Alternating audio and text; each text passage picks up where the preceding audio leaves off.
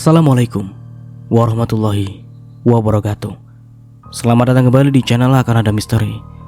Dan tentunya masih bersama saya Mas Nara. Di kesempatan kali ini saya akan menceritakan sebuah cerita horor dengan judul Misteri Arwah Istriku, melanjutkan dari part sebelumnya. Oke, seperti biasa sebelum ke ceritanya, bagi kalian yang belum subscribe channel Akan Ada Misteri, silahkan bisa subscribe dulu dan aktifkan lonceng notifikasinya agar kalian tidak ketinggalan cerita menarik dari channel Akan Ada Misteri. Dan jangan lupa juga untuk share and like, tentunya agar Mas Nara lebih semangat lagi untuk menghibur kalian.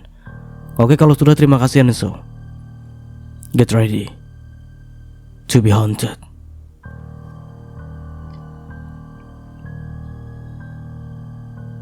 Sayang, maaf, aku tidak memperhatikan keadaanmu.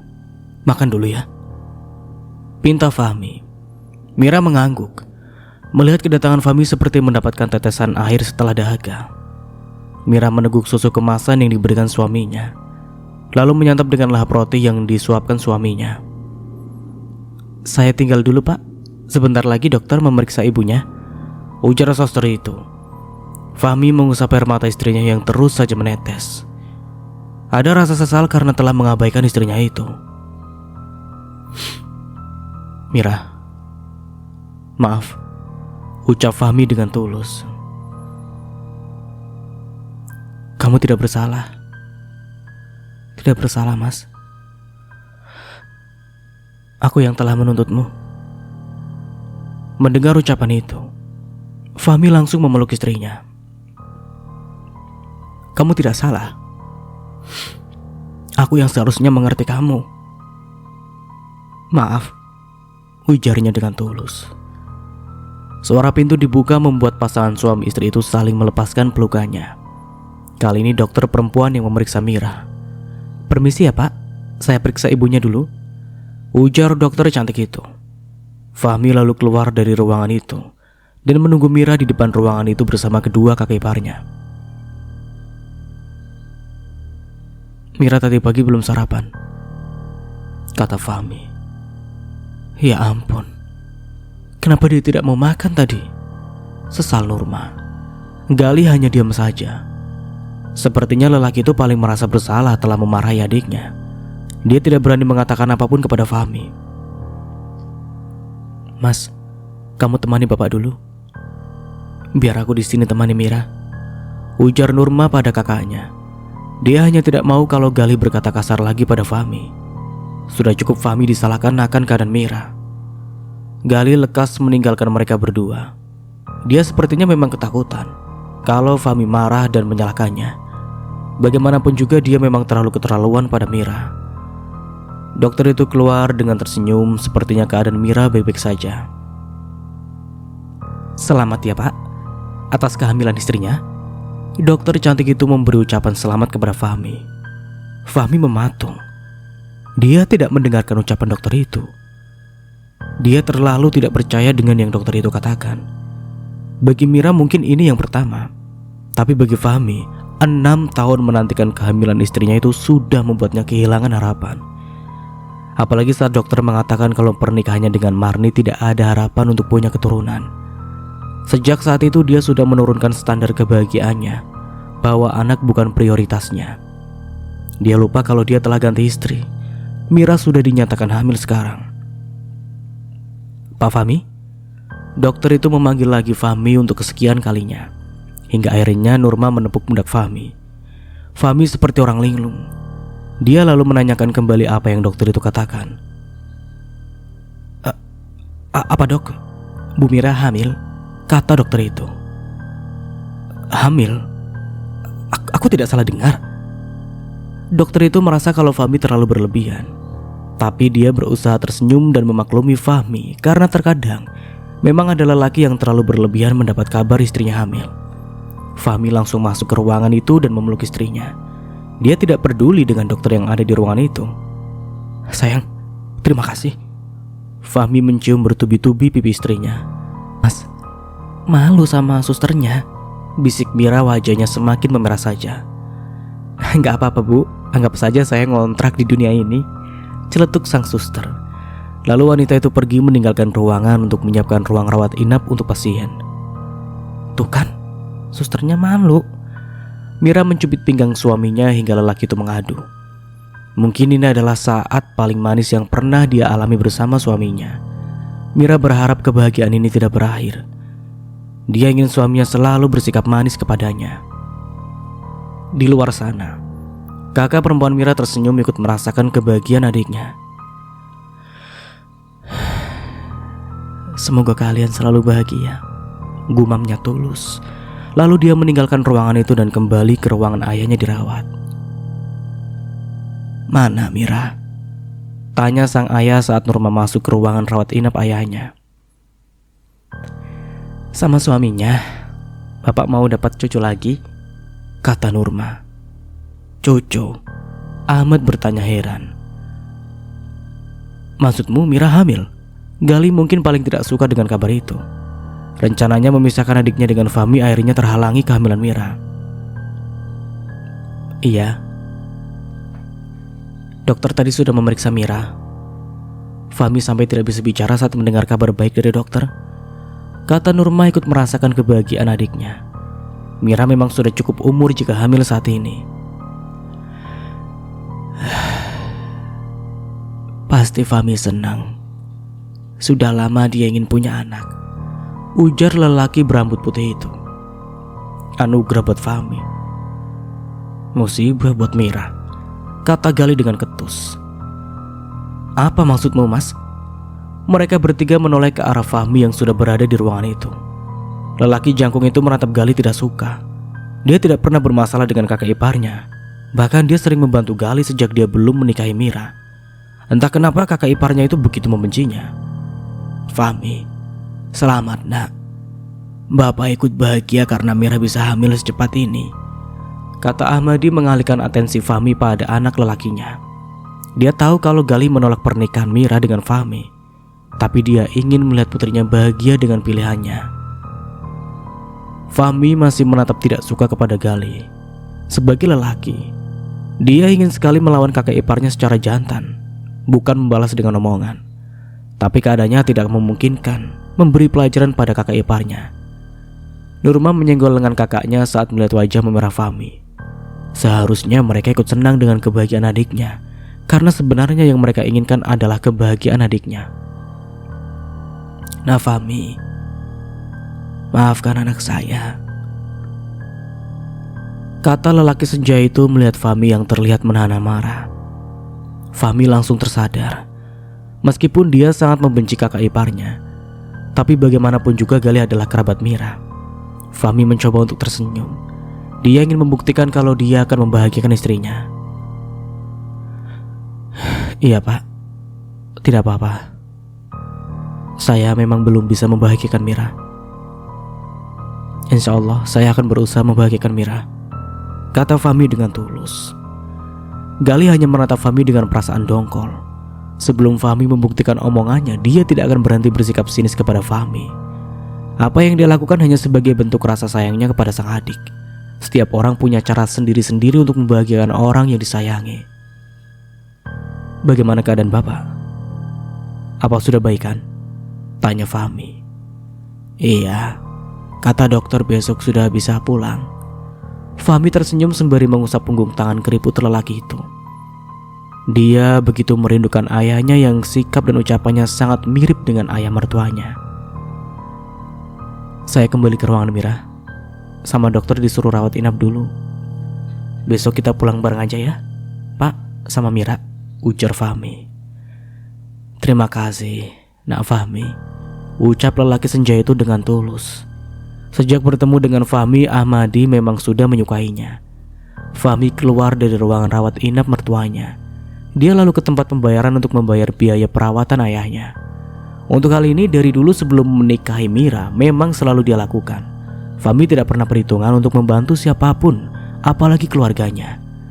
Setelah melakukan pembayaran, dia kembali ke ruangan Mira. Ada rasa tak biasa saat melihat istrinya setelah mengetahui istrinya itu hamil. Senyumannya langsung terukir di bibir sang istri saat menatapnya. Kenapa sayang? Tanya Fahmi. Aku kangen rumah. Ingin tinggal berdua saja sama kamu mas. Aku janji gak akan takut lagi di rumah sendiri.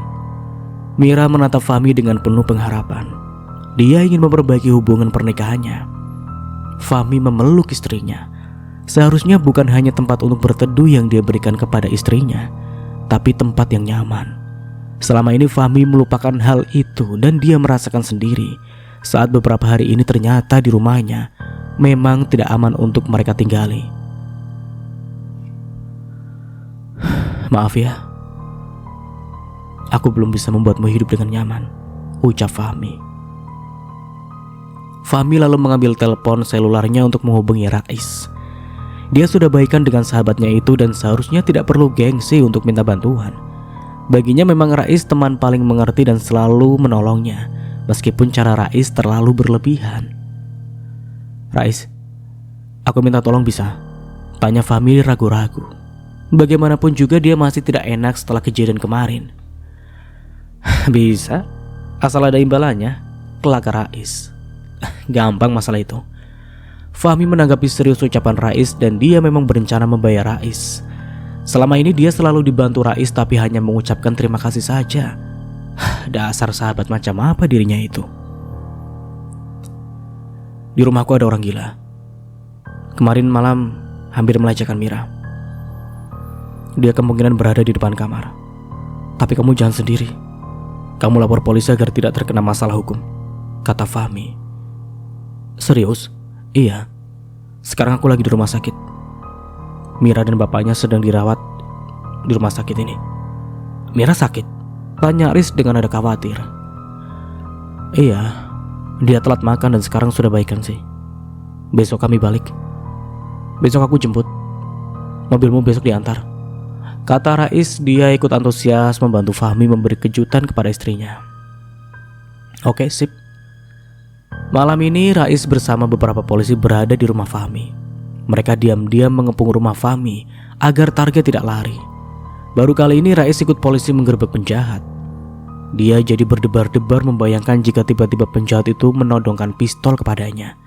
Anaknya masih kecil-kecil dan istrinya masih sangat cantik. Dia tidak mau mati muda. Lelaki itu akhirnya mundur perlahan dan hanya mengawasi dari jauh. Dia masih menyayangi nyawanya meskipun dia ingin menolong temannya. Saat Rais melaporkan ke polisi perihal rumah Fahmi yang kemungkinan ditempati penjahat, polisi langsung bergerak cepat karena ketiga penculik Mira sudah tertangkap dan orang yang dipanggil bos juga belum terungkap. Polisi mengira kalau orang itu adalah orang yang menculik Mira. Suara tembakan peringatan menggema membuat beberapa warga sekitar berhamburan keluar. Saat melihat ada mobil polisi, mereka hanya melihat dari jauh sambil berbisik dan saling pandang. Rais ikut bergabung dengan warga karena dia sendiri takut. Ibu dan adik Fahmi sudah bersembunyi di salah satu rumah kerabat setelah mendapat kabar dari Rais kalau akan ada penggerbakan di rumah Fahmi. Anak lelaki Romlah meminta Rais untuk mengamankan keluarganya sebelum polisi datang. Polisi mengejar laki-laki yang tiba-tiba keluar melalui jendela. Tembakan peringatan diluncurkan ke atas. Polisi berlari mengejar lelaki itu. Karena tidak mengindahkan tembakan peringatan, akhirnya polisi membidikkan timah panas tepat mengenai paha lelaki itu. Dan seketika lelaki bertubuh besar itu pun limbung. Polisi segera meringkus lelaki itu dan segera membawanya ke kantor polisi dan memastikan rumah itu sudah aman. Rais tidak berani mendekat. Dia takut jika lelaki itu mengetahui kalau dia ikut dalam penangkapan itu. Dia punya keluarga yang harus dilindungi.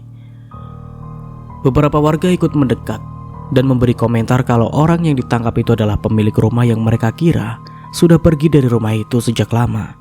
Karena lelaki itu pemilik pertama rumah yang dibeli Fahmi, dan Fahmi membeli rumah itu setelah pindah tangan ke beberapa kali dan mereka tidak lama tinggal di rumah itu. Terakhir kali pemilik rumah mengalami gangguan gila. Entah karena apa, tapi beberapa warga mengira kalau pemilik rumah pertama memang sengaja menakuti pembeli rumahnya. Rais dengan ditemani beberapa warga memeriksa ke dalam rumah. Mungkin jika sendirian, Fahmi tidak akan berani masuk ke rumah Fahmi. Mereka memeriksa ke seluruh ruangan berusaha mencari apakah ada yang mencurigakan. Mereka tidak percaya jika lelaki itu berada di rumah itu tanpa diketahui pemilik rumah.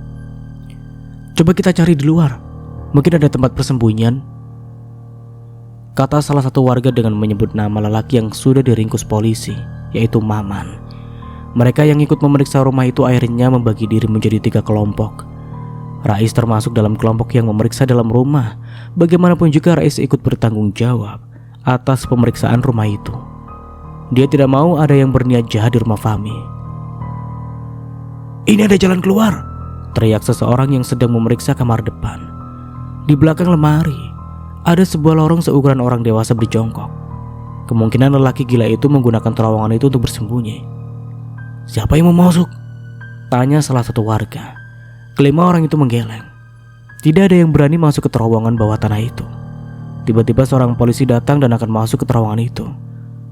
Dia masih penasaran, apakah lelaki itu sendirian atau ada orang lain di dalamnya. "Kami ikut, Pak," kata salah satu warga.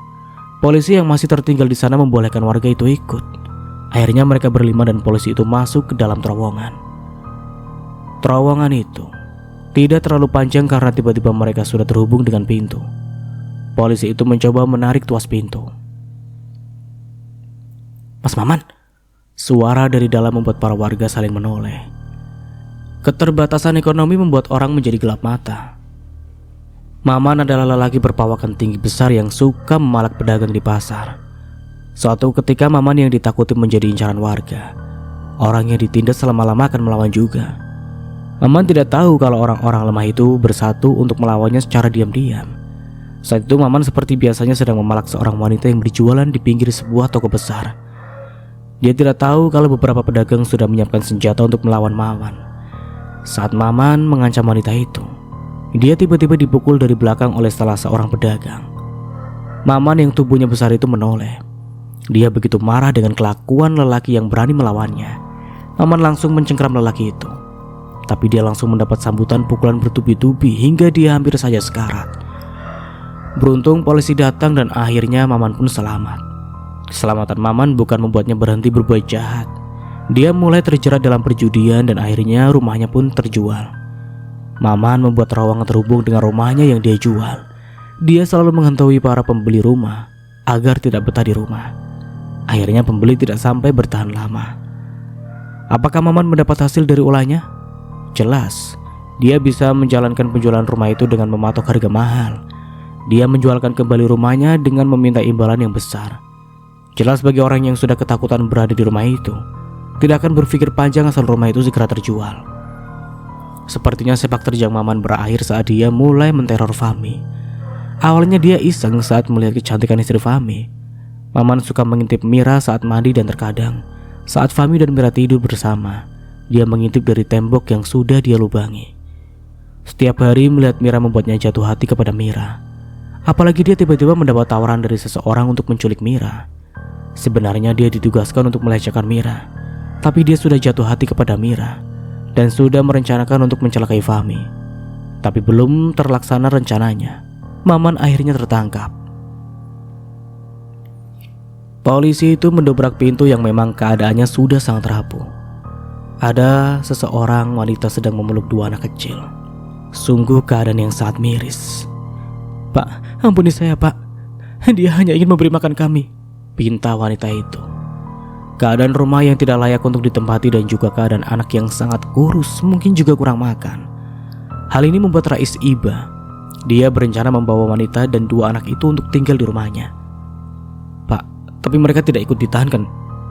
tanya Rais kepada polisi. "Kami hanya akan meminta keterangannya saja," jawab polisi itu. "Nanti biar mereka tinggal di rumah saya, Pak. Kasihan kalau tetap tinggal di sini," kata Rais sambil menoleh ke sekitar. "Ini berada di tanah Pak Fahmi. Mereka tidak punya hak tinggal di sini." Polisi itu pun membawa wanita itu dan juga 2 anaknya ke kantor polisi. Rais segera menghubungi Fahmi memberi kabar kalau rumahnya sudah aman. Beberapa warga membantu menutup terowongan agar tidak ada yang menyalahgunakan lagi. Saat jam pulang kantor, Fahmi menunggu Rais yang katanya akan menjemputnya. Hari ini Fahmi izin tidak masuk kantor. Dia tidak berani meninggalkan istrinya di rumah sakit sendirian. "Aku sudah sampai. Ini aku tunggu di tempat parkir ya," kata Rais melalui panggilan telepon. "Iya, kami masih bersiap," jawab Fahmi. Fahmi memapa istrinya keluar. Dia begitu hati-hati takut terjadi hal buruk pada istrinya. Dia juga sudah mengabari mertuanya untuk pulang sekarang. Fahmi sudah membayar administrasinya juga. Nah Fahmi, terima kasih sudah membayar biaya rumah sakit Bapak, ujar Amadi. Ini sudah menjadi kewajiban kami sebagai anak Pak, ucap Fahmi dengan tulus. Bukannya membuat Galih senang, dia malah menatap sinis Fahmi karena merasa tersindir. Dia sebagai anak tertua tidak bisa berbuat apa-apa karena keadaan ekonominya yang belum stabil. Dia iri pada Fahmi yang terus saja membantu keluarganya. Maaf ya Fahmi, kami tidak ikut membantu pembayaran Bapak, kata Nurma tidak enak. Tidak apa-apa Mbak, kebetulan saya ada lebih. Bukankah dalam keluarga itu harus saling membantu? Jika saya sedang kelebihan, saya akan bantu. Saya yakin Mbak, Mbak juga akan melakukan hal yang sama. Ayo sekarang kita pulang. Teman saya sudah jemput. Mbak nanti saya antar sekalian. Mas Gali juga kalau mau saya antar sekalian. Aku mau antar kemana? Apa kamu mau menyindirku karena tidak punya rumah? Ketus Gali. Maksud Mas apa? Tanya Fahmi. Memang Fahmi tidak tahu menahu tentang kehidupan Gali. Saat ini Gali tinggal bersama ayahnya karena dia sudah bercerai dengan istrinya. Bukan dia yang menceraikan istrinya, tapi istrinya yang menggugat cerai. Mungkin hal itu juga membuatnya terus saja mendesak adiknya bercerai. Intinya Gali iri dengan kehidupan adiknya. Kamu tahu kan, kalau aku tinggal di rumah Bapak? Mas tinggal di rumah Bapak? Kapan? Tanya Mira yang memang tidak tahu kabar dari kakaknya itu. Sudahlah, kalian hanya ingin mengejekku kan? Dasar munafik. Gali lalu meninggalkan mereka dan memilih untuk pulang sendiri. Fahmi, jangan dengarkan Mas Gali ya. Dia memang begitu. Apalagi dia baru digugat cerai istrinya, kata Nurma yang merasa tidak enak dengan kelakuan kakaknya. Mas Gali bercerai? Mira kaget mendengarnya. Padahal selama ini yang dia tahu kakak iparnya begitu mencintai Gali.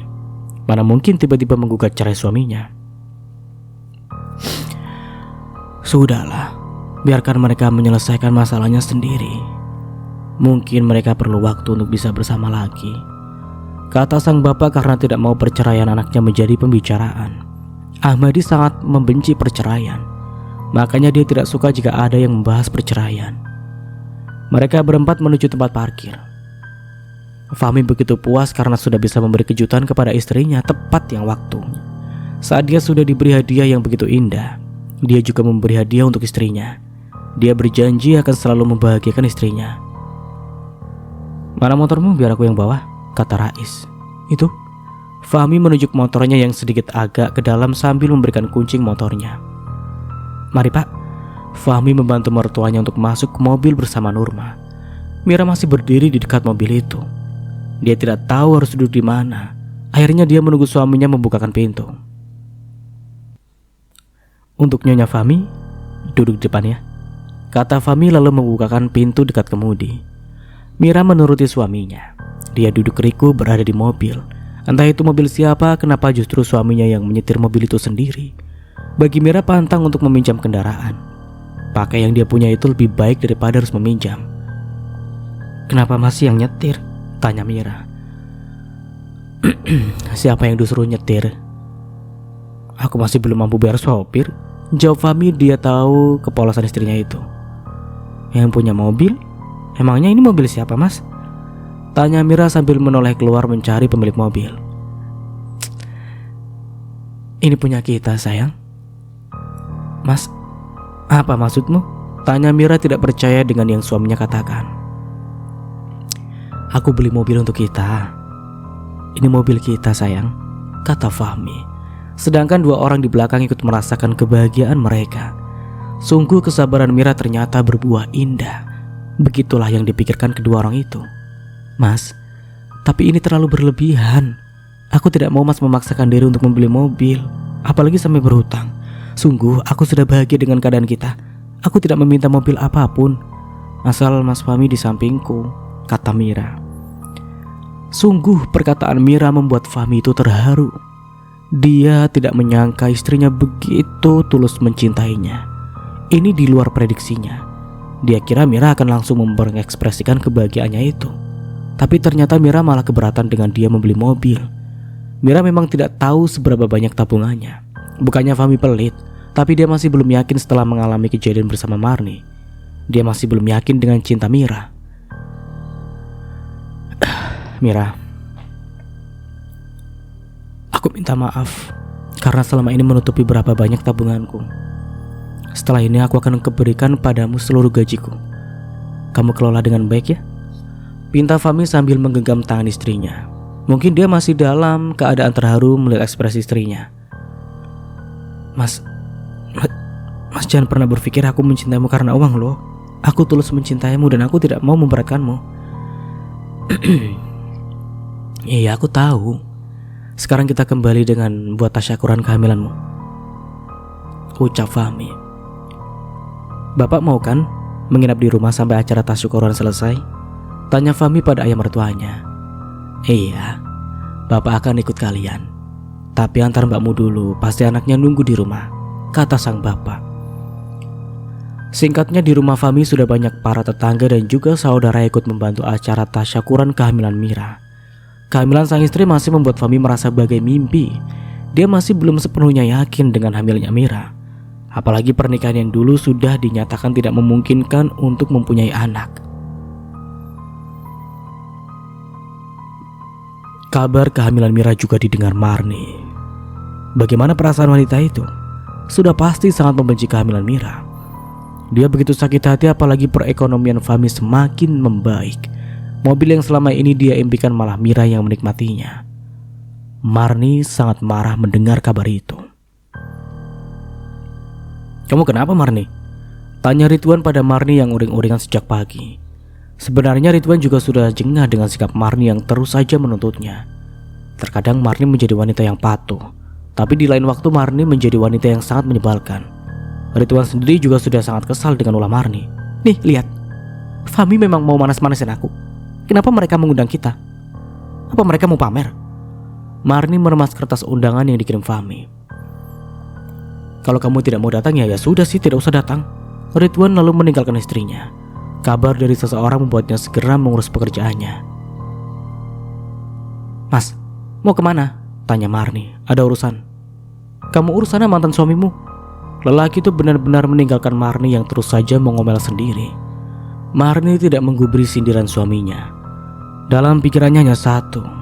Dia sangat membenci keberhasilan mantan suaminya itu. Marni lalu tersenyum mendapatkan ide untuk menjatuhkan mental Mira. Acara tasyakuran kehamilan Mira begitu meriah. Fahmi mengundang teman-teman kantornya dan juga tetangga. Ngapain ini? Fahmi ngundang Marni. Konyol nih Fahmi. Ayo kumpul, siapa yang mau jitak Fahmi? Oke lanjut. Acara ini sebenarnya bukan hanya untuk tasyakuran kehamilan Mira, tapi juga sebagai tasyakuran atas kebahagiaan yang telah dia idamkan dari pernikahan ini. Bagaimana tidak, Fahmi akan merasa tenang tinggal di rumahnya tanpa takut lagi karena misteri teror di rumahnya sudah terbongkar dan orangnya juga sudah di kantor polisi. Orang itu juga yang telah menculik Mira. Meskipun pengakuan Maman ada yang menyuruhnya, tapi bagi Fahmi itu tidak penting karena dia sudah sangat bahagia dengan kehamilan Mira. Para tetangga juga ikut tenang karena selama ini juga terdampak imbasnya. Maman memang sering juga menakuti warga. Saat Mira menerima tamu, dia tidak tahu kalau Marni juga diundang oleh Fahmi. Mira menyalami Marni saat wanita itu memberinya selamat dengan memperlihatkan wajah sinis. Selamat ya, akhirnya Mas Fahmi bisa punya anak juga, kata Marni dengan senyum sinis. Ternyata kalian memang sudah merencanakan sebelumnya. Lanjutnya, Mira hanya tersenyum tidak mau menanggapi perkataan Marni. Dia sudah tahu bagaimana Marni sebenarnya. Sampai detik ini, dia yakin dalam penculikan itu adalah Marni. Tapi Mira tidak mau membahasnya lagi karena tidak mau membuat suaminya marah.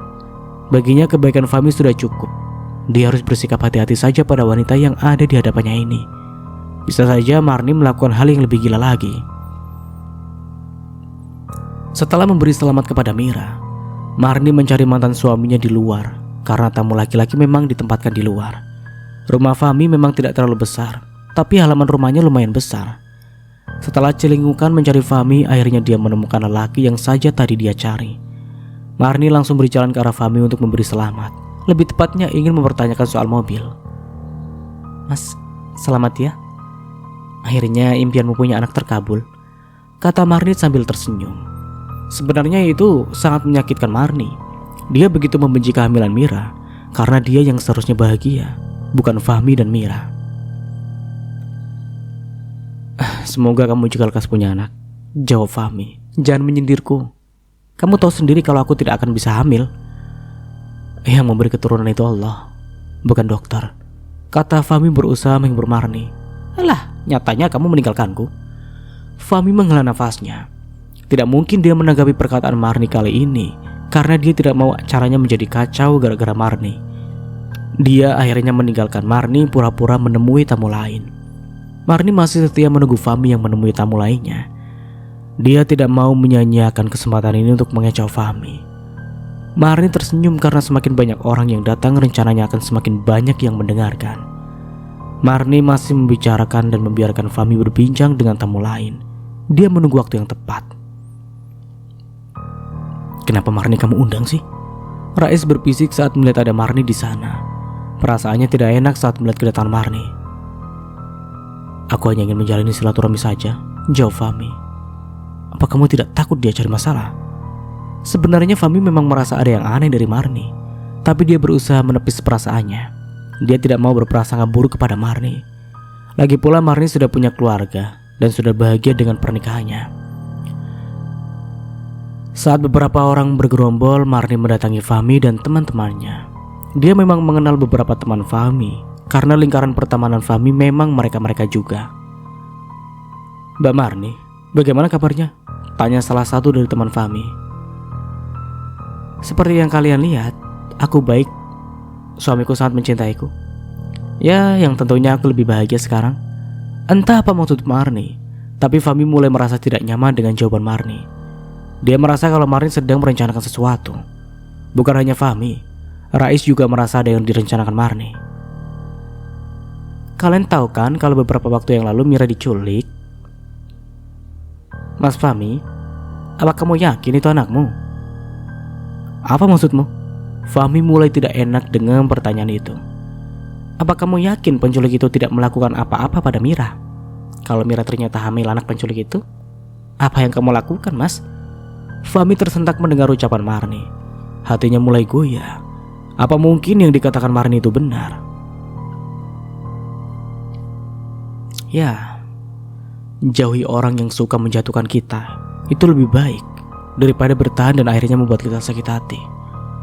Tapi sepertinya Fahmi tidak tahu seperti itu, karena Fahmi tolol. Oke, lanjut. Menjauh bukan berarti memutuskan tali persaudaraan, tapi menjauh karena menghindari masalah. Mungkin yang dilakukan Fahmi tidak salah, tapi Fahmi salah menempatkan menjalin silaturahmi pada mantan istrinya. Seharusnya dia sadar bahwa tidak sepatutnya dia menjalin lagi hubungan, karena dari awal hubungannya dengan mantan istrinya itu kurang baik, dan ada kemungkinan teror yang dilakukan Marni itu masih bisa berlanjut. Fahmi melupakan semuanya. Dia lupa bahwa bisa saja Marni akan melakukan hal yang sama lagi setelah beberapa kali melakukan teror, seperti saat ini. Dan Fahmi bisa saja terprovokasi dengan Marni. Mas, apa kamu masih yakin anak yang dikandung Mira itu anakmu? Kalian baru menikah loh. Marni masih memprovokasi Fahmi, tapi Fahmi masih belum menyadarinya. Oh iya Mas, apa kamu beli mobil itu juga hasil tabungan saat menikah denganku? Tanya Marni dengan tatapan menyelidik. Apa maksudmu? Bukankah kamu sudah aku beri itu bagianmu? Fahmi mulai merasa ada yang tidak beres dengan ucapan Marni. Aku hanya tanya kalau uang yang kamu belikan mobil itu tabunganmu saat menikah denganku. Berarti aku juga punya bagian dari mobil itu, kata Marni mulai mengacau. Dari pernikahan mereka, Fahmi sudah memberikan sebagian hartanya untuk Marni.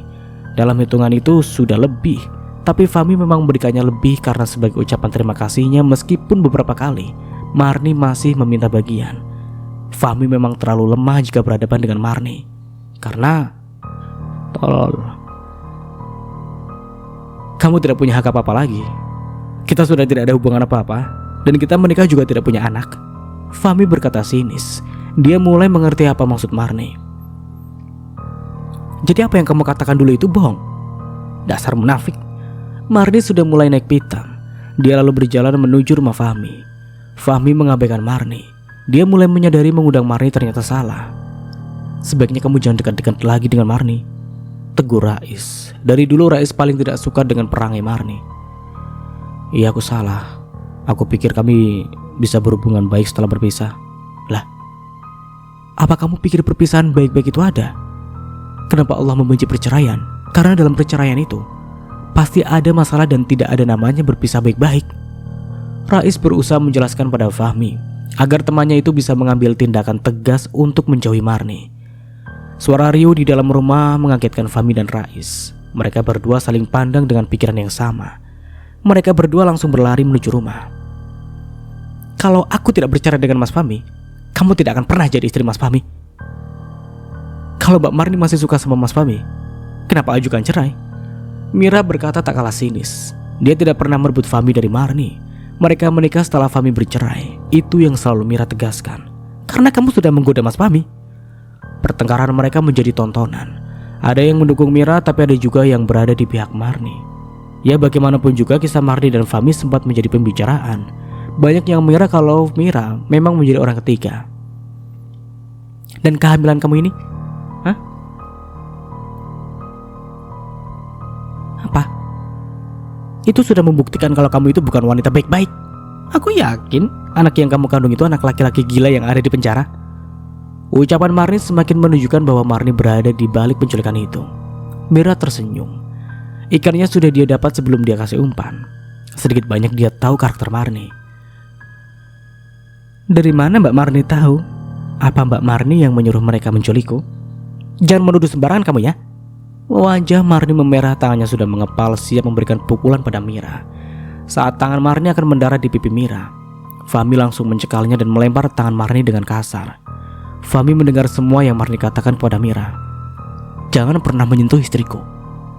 Fahmi lalu memeluk Mira. Dia begitu khawatir dengan istrinya. Apalagi Mira dalam keadaan hamil. Kini dia juga yakin kalau Marni berada di balik penculikan itu. Kalau tidak kamu undang, aku tidak akan mau datang. Kamu mengundangku karena ingin pamer karena istrimu hamil, iya kan Mas? Dan kamu, dasar wanita jalang, aku tidak akan pernah membiarkan kamu enak-enakan menjadi istri Mas Fahmi. Untuk kamu Mas, aku tidak pernah rela dengan perceraian kita. Aku tidak pernah rela kamu mencintai wanita ini. Marni menghembuskan nafasnya kasar sambil menatap Mira dan Fahmi bergantian. Lalu dia menggentakkan kakinya dan meninggalkan rumah itu. Fahmi, kenapa kamu diam saja? Seharusnya kamu tampar wanita itu. Romlah yang melihat kejadian itu saat Marni memaki belum sempat menegur mantan menantunya itu. Seharusnya itu kamu tidak mengundangnya. Sebuah kesalahan yang baru disadari Fahmi. Seharusnya dia tidak lagi memberikan akses pada Marni lagi. Tapi dengan dia menjalin hubungan baik dengan Marni, membuat hubungan pernikahannya menjadi kurang baik. Yaitu karena apa?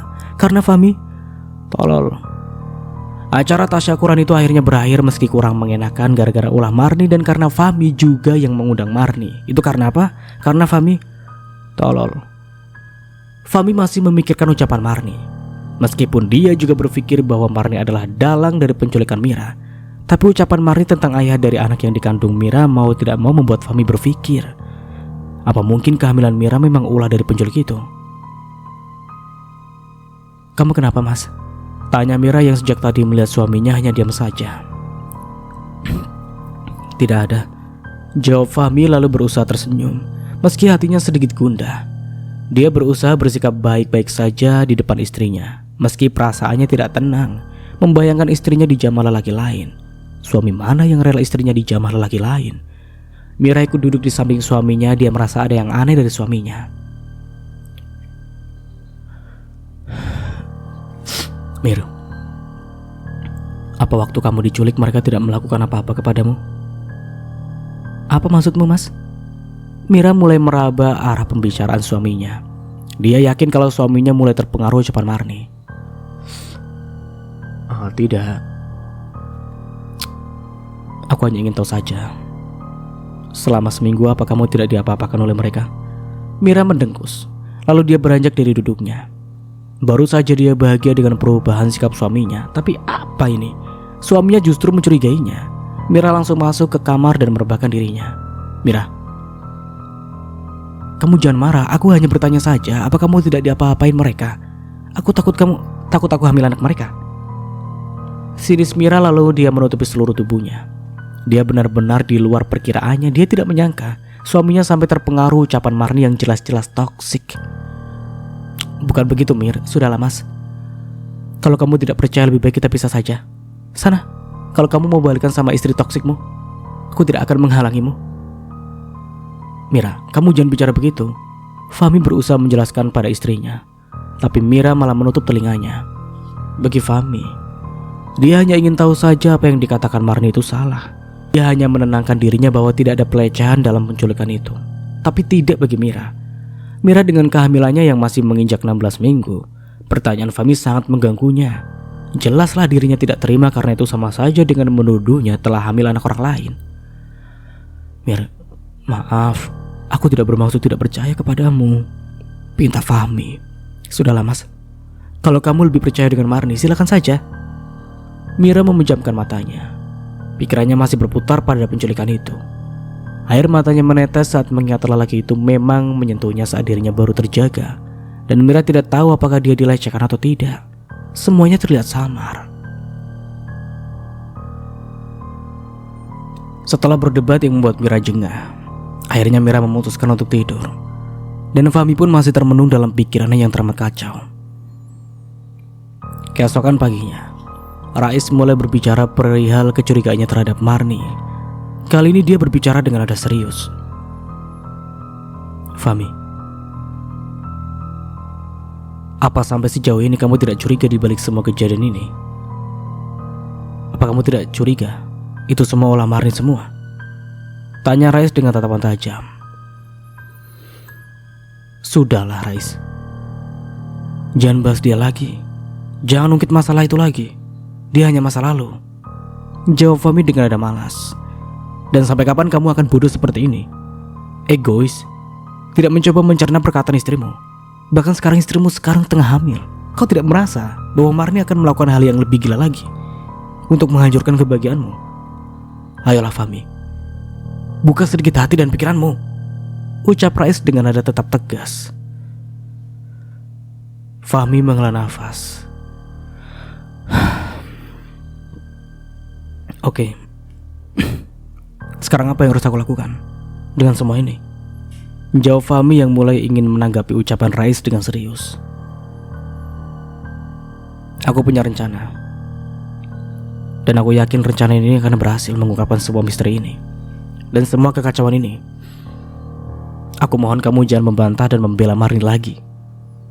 Ini semua aku lakukan karena aku peduli dengan sahabatku. Baiklah. Sekarang katakan apa rencanamu. Sebelumnya maaf dan terima kasih. Kau memang sahabatku yang selalu peduli dengan hidupku. Sudahlah, jangan pikirkan itu. Seharusnya memang aku lakukan sebagai sahabat. Jadi seperti ini, kita nanti bagi tugas. Aku akan menemui Maman di penjara. Nanti aku akan coba bujuk dia untuk mengungkap siapa di balik penculikan itu.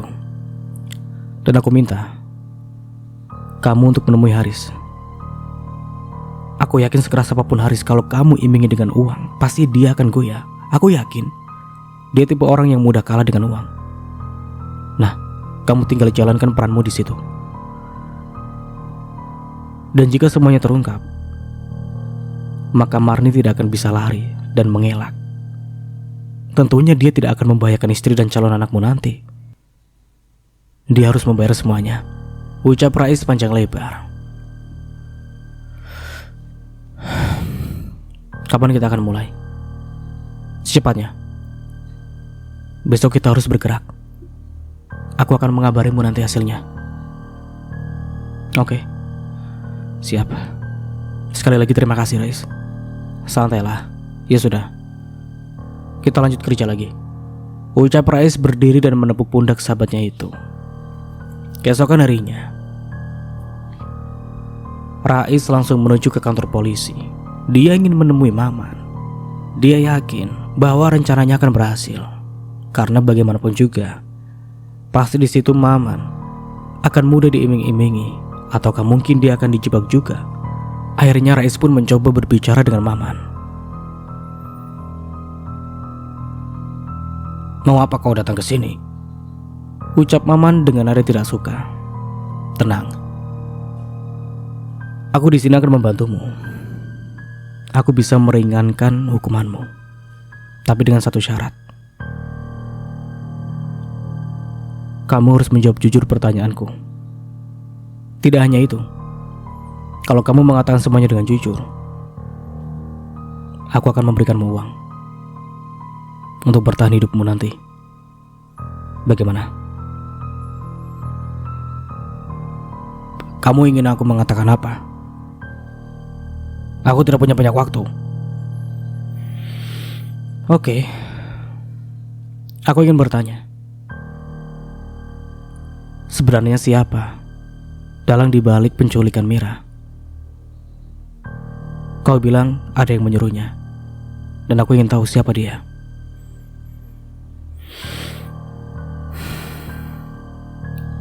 Marni. Dek. Dugaan Rais tidak meleset. Di situ Rais ingin mengungkap semuanya. Sudah kuduga. Marni membayarku untuk menculiknya dan melecehkannya. Tapi aku malah jatuh hati dengan Mira. Jadi aku tidak sampai melakukan itu. Jawab Maman dengan nada rendah. Oh. Jadi semua itu suruhanmu. Kedua orang itu yang menculik Marni. Iya. Tapi aku menyuruh mereka untuk tidak menyentuh Mira, karena aku terlanjur mencintainya. Seperti itu. Iya. Tapi untuk yang lain aku tidak tahu lagi. Aku hanya disuruh untuk melecehkan Mira dan menculik Mira. Oke, kalau begitu terima kasih. Akan kupastikan kamu akan segera lolos dari sini. Tapi aku berpesan kepadamu, jadilah manusia lebih baik lagi setelah ini. Ucap Rais sebelum meninggalkan Maman. Maman pun duduk termenung. Akankah mungkin Maman akan sadar? Entahlah. Di sisi lain, Fahmi mencoba menghubungi Haris. Beberapa kali ditelepon, tidak ada angkatan. Akhirnya Fahmi pun memutuskan untuk menemuinya di kontrakan Haris. Setelah sampai, Fahmi mencoba mengetuk pintu. Setelah beberapa ketukan, akhirnya Haris pun membukanya. Fahmi, mau apa kau? Tidak apa-apa. Aku hanya ingin berbicara denganmu sebentar, ucap Fahmi dengan tatapan tajam. Haris yang biasanya berlagak mengerikan, kini tampak ketakutan. Dan dia mencoba menetralkan perasaannya. Karena sedikit demi sedikit Fahmi pasti sudah tahu sedikit lebihnya tentang kejadian Marni, tentang semua di balik kejahatan Marni. Tapi mungkin Fahmi akan menawarkan sesuatu yang lebih menarik untuknya. Akhirnya si Haris pun mempersilahkan Fahmi masuk. Apa maumu? Aku ingin mengetahui semuanya di balik ini. Aku harap kamu bisa mengungkapkan semuanya, karena aku sudah lelah. Dan apabila ditolak, aku tidak segan-segan untuk menjebloskanmu penjara, karena aku sudah tahu semuanya. Tapi aku ingin memastikan apa yang sebenarnya terjadi. Dan jika kamu menuruti perkataanku, maka akan kupastikan kamu aman, dan kamu akan mendapatkan imbalan yang cukup. Bagaimana? Aku tidak yakin aku bisa mempercayaimu. Ini cukup. Mata Haris berbinar ketika melihat amplop coklat yang cukup tebal. Haris pun menelan ludahnya. Oke. Aku akan mengungkapkan semuanya. Sebenarnya semua ini rencana Marni dan Ridwan. Apa? Marni dan Ridwan? Iya. Semua teror yang dilakukan itu semua ulah Marni dan Ridwan. Sejujurnya Marni itu hanya terjebak, tapi Ridwan memanfaatkannya. Dan aku juga. Oke, aku tidak peduli lagi dengan Marni. Sekarang ceritakan jelasnya. Iya. Marni awalnya meminta bantuan Ridwan untuk melakukan semua teror, baik kepadamu dan kepada Mira. Semuanya Marni dan Ridwan. Mereka bahkan melakukan itu di saat kamu tidur di rumahnya. Memang sudah gila mereka. Tangan Fahmi mengepal, tapi dia berusaha tetap sabar karena baginya itu semua masa lalu. Dan sekarang fokusnya hanya ingin mengungkap semuanya agar Fahmi dan Mira bisa hidup tenang. Bahkan saat kamu membayarku untuk melakukan pelacakan, aku sudah melaporkannya kepada mereka. Jadi kamu juga bersekongkol dengan mereka. Ya, semua itu tergantung uang. Dan kebetulan saat itu aku ingin tubuh Marni. Ucap Haris dengan tatapan menjijikan. Tapi kembali lagi, Fahmi juga tidak terpancing. Baginya semua itu hanyalah masa lalu dan dia tidak memikirkan lagi. Oke. Apakah kamu punya buktinya? Tentu.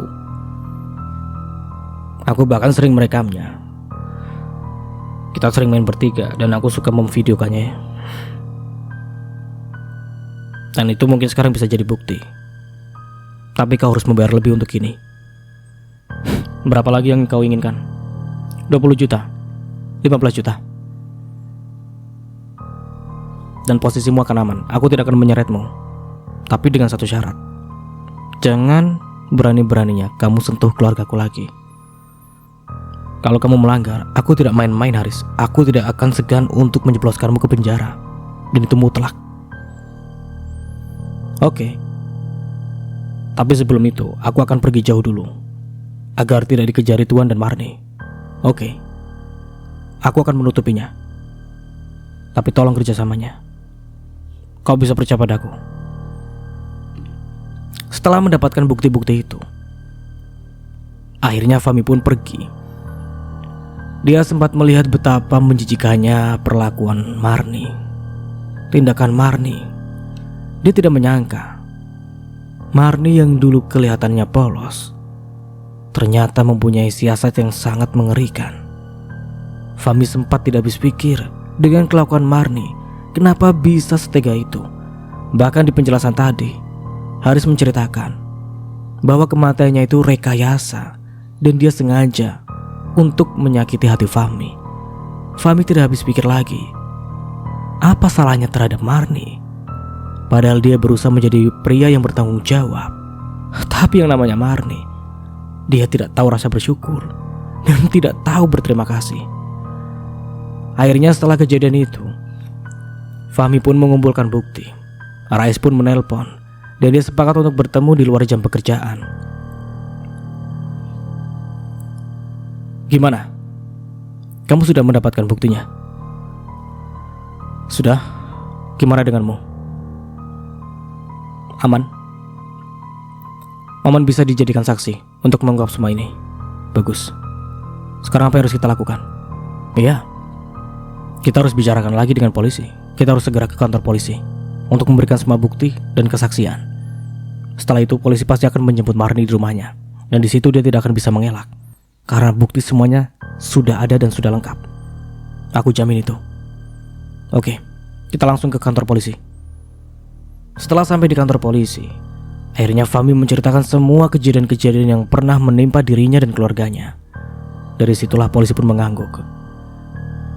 Oke, saya terima laporan ini, Pak. Laporan ini sangat penting dan ini bisa ditindaklanjuti karena ini merupakan tindakan teror dan tentunya ancaman pembunuhan dan pemerkosaan. Kami akan segera melaporkannya kepada Anda. Terima kasih, Pak. Ya, sama-sama. Singkat cerita, pada pukul 8 malam, segerombolan polisi pun menyergap kediaman Marni. Di situ Marni tengah tertawa bersama-sama dengan suaminya dan keluarganya. mereka asik membicarakan kebodohan Fahmi dengan mengundang Marni di acara tasyakuran. Tapi Marni tidak menyangka bahwa tindakannya itu akan memancing rasa penasaran Fahmi. Ya, Fahmi baru terbuka hatinya setelah Marni mengungkapkan semuanya, dan itu malah membuat Fahmi curiga dan sehingga ingin mengusutnya. Jangan bergerak. Ada apa ini? Anda ditahan atas tuduhan teror, percobaan pembunuhan, dan pemerkosaan. Di situ semuanya pun langsung lari. Ridwan pun lari. Tapi sayang, di belakang rumahnya sudah terdapat anggota polisi. Akhirnya karena tidak bisa kooperatif, polisi terpaksa melepaskan timah panas ke arah kakinya. Dan di situ pun Ridwan mengerang kesakitan. Ampun Pak, tolong Pak. Jangan Pak. Silakan ikut kami ke kantor polisi. Jangan melawan. Iya Pak. Apa ini? Ini pasti semua ulah Mira. Awas kau ya. Akan aku balas semua ini perlakuan kamu Mira. Dan juga Fahmi. Sialan. Tidak bisa mengelak lagi. Akhirnya Marni dan Ridwan ringkus ke kantor polisi setelah mencoba melakukan perlawanan. Di sisi lain, setelah semuanya terungkap, Fahmi pun pulang menemui istrinya Mira. Dia sangat meminta maaf dan memeluk istrinya dengan isak tangis yang membuat semua orang terharu. Mira, maafkan Mas sayang. Selama ini Mas tidak pernah mendengarkanmu. Seharusnya Mas mendengarkanmu sedikit saja. Tolong maafkan Mas. Tolong. Sudahlah Mas. Aku sudah mengikhlaskannya. Yang penting Mas sekarang sudah sadar dan mengerti dengan sendirinya. Ya, anggap semua ini perjalanan cinta kita, ucap Mira dengan tulus. Iya, semua ini berkat ketabahan Mira dan ketulusan Mira, dan tentunya kesabaran Mira. Semuanya sekarang terbalaskan dan semuanya sekarang terungkapkan. Di situ ada Ahmadi, Nurma, dan Gali. Gali pun tidak bisa mengelak. Dia pun mencoba tersenyum walaupun sedikit gengsi, tapi tidak bisa dipungkiri, perlakuan Fahmi bisa merubah pikirannya yang kemarin-kemarin tidak suka dengannya. Dan di situ pun Fahmi berkata, terima kasih Pak, karena telah memberi restu dan mempercayakan aku untuk menjaga Mira. Aku minta maaf, dan aku berjanji aku akan membahagiakan putri Bapak. Dan untuk Mas Gali, maaf. Maaf kalau selama ini aku belum bisa membahagiakan adik kamu. Tapi dengan semua ini, aku akan berjuang mati-matian untuk kebahagiaan semuanya, ucap Fahmi dengan sesenggukan. Mau tidak mau, Fahmi pun akhirnya tersenyum tulus. Dia menyadari bahwa Fahmi tidak seburuk apa yang dia pikirkan. Tanpa disadari, Gali pun memeluk hangat adik iparnya itu. Sudah. Maafkan Mas juga, karena sudah tidak mempercayaimu. Maafkan Mas. Pak, maafkan Gali, belum bisa membanggakan Bapak, ucap Gali akhirnya. Nurma pun tersenyum dan mencoba mencairkan suasana. Alhamdulillah. Nah gitu dong, baru itu kakak panutan. Maafkan aku Nurma. Maafkan aku Mira. Aku belum baik menjadi kakak. Mira pun tersenyum tulus. Akhirnya kebahagiaan itu terpancar untuk keluarga mereka. Ya, dengan segala hiruk pikuk dan lika-liku perjalanan hidup mereka, akhirnya mereka bisa merasakan kebahagiaan yang sebenarnya. Dan di sisi lain, Marni, sayangnya dia harus menerima semua konsekuensi dan akibat yang mereka lakukan. Akhirnya Marni tidak bisa mengelak. Dia harus mendekam di penjara. Begitupun juga dengan Ridwan. Dengan Maman, bagaimana? Entahlah. Dengan Haris, entahlah juga. Yang jelas, tusukan Marni kini telah terungkap. Dan Ridwan juga sudah mengakui semua kesalahannya. Akhirnya mau tidak mau mereka harus mempertanggungjawabkan kelakuan mereka. Dan entah sampai kapan. Dan akhirnya ceritanya pun selesai. Aduh. Oke, ceritanya akhirnya selesai. Dan bagaimana nih menurut kalian? Kalau menurut Mas Nara sih, ini horor-horornya itu kelakuan Marni yang bikin horor. Tapi ya begitulah, ceritanya lama-lama cukup menarik dengan ending yang cukup memuaskan. Horornya sih kayaknya nggak horor ya. Mungkin Marni yang jadi setan kayaknya, karena kelakuannya kayak setan. Tapi semuanya sudah terbalas. Dan bagaimana nih menurut kalian? Silahkan komen di bawah ya. Oke, segitu saja. Seperti biasa, ambil sisi positifnya dan buang sisi negatifnya dari cerita di atas. Dan tentunya dari Mas Nara mohon maaf nih bila ada salah kata atau dalam penyampaian cerita. Akhir kata, wassalamualaikum warahmatullahi wabarakatuh. Sampai jumpa di video lainnya and see you. Ciao.